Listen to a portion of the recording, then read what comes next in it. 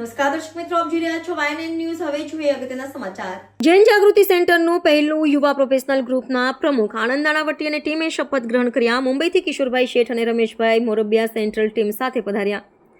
જૈન ધર્મના સિદ્ધાંતો, સામાજિક વિકાસ, શૈક્ષણિક પ્રવૃત્તિઓ અને સેવાકીય પ્રવૃત્તિઓ કરતી આ જૈનોની શિરોમોર સંસ્થા છે. યુનિવર્સિટીના પૂર્વ સેનેટ અને સિન્ડિકેટ સભ્ય તથા જાણીતા જૈન અગ્રણી દીપક શાહે જણાવ્યું હતું.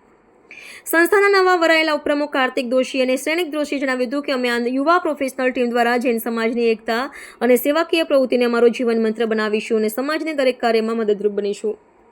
આજના કાર્યક્રમમાં યુનિવર્સિટીના પૂર્વ સેનેટ અને સિન્ડિકેટ સભ્ય તથા જાણીતા જૈન અગ્રણી દીપક શાહ, વડોદરાના પૂર્વ મેયર ડોક્ટર જિગીશાબેન શેઠ, શેરબજાર કિંગ તરીકે ઓળખાતા કેતન શાહ, ઉદ્યોગપતિ ઉત્તમભાઈ તથા સમસ્ત જૈન સંઘના પ્રમુખ દીપક શાહ સહિતના જૈન અગ્રણીઓ યુવાનોને પ્રોત્સાહન આપવા જોડાયા હતા.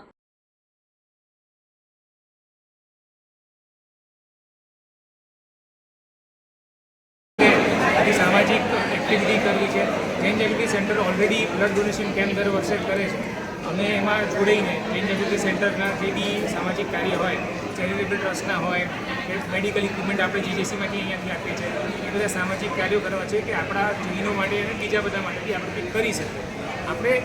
મને એક વસ્તુ યાદ આવે છે, સ્કૂલમાં આપણે જ્યારે ટ્રેકિંગ જતા ત્યારે એવું હતું કે ટ્રેકિંગમાં લાઇનમાં આગળ નીકળી ગયા એ પાછળવાળાની રાહ જોતા. ઘણીવાર સમાજમાં આપણે કામ કરતાં પાછળવાળાને ભૂલી જઈએ છીએ. આપણે એ પાછળવાળાને બી આપણી સાથે આગળ લઈ જવા છે, એ આપણું મેઇન ઉદ્દેશ છે. પરિચય મેળો પણ બહુ પ્રખ્યાત હોય છે. જૈન જાગૃતિ સેન્ટરનો કલાનગરીનો પરિચય મેળો બી પ્રખ્યાત છે. પણ આપણે બધી એક્ટિવિટી એ કહ્યું છે કે બધાને સાથે લઈને આગળ જઈએ. એવું નહીં કે ખાલી થોડાક આપણે આગળ હોય અને બીજા પાછળ જઈએ. આપની સાથે કેટલા લોકોનો શપથ થયો આજે? આજે અમારી સાથે 12 જણનો શપથ થયો છે. 12 જણની એક્ઝિક્યુટિવ ટીમ છે અને બધા જે છે અમારી જે 30 થી 55ની વચ્ચે છે અને અમે બધું કરીશું. તમારા બધાને સાથ સહકાર સાથે બધું કરીશું. આપનું નામ? આનંદ નારાવટી. મારું નામ આનંદ નારાવટી છે અને તમને બધા જય જય. વડનગીરમાં આજે અમે લોકો જોયા લગભગ બધા યુવાનો છે અને જૈન જાગૃતિને આગળ લઈ જવા માટે અમારે યુવાનોની જ જરૂર છે.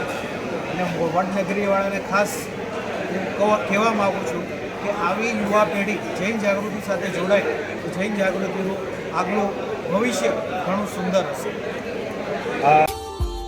Subscribe now and press the bell icon. Never miss an update.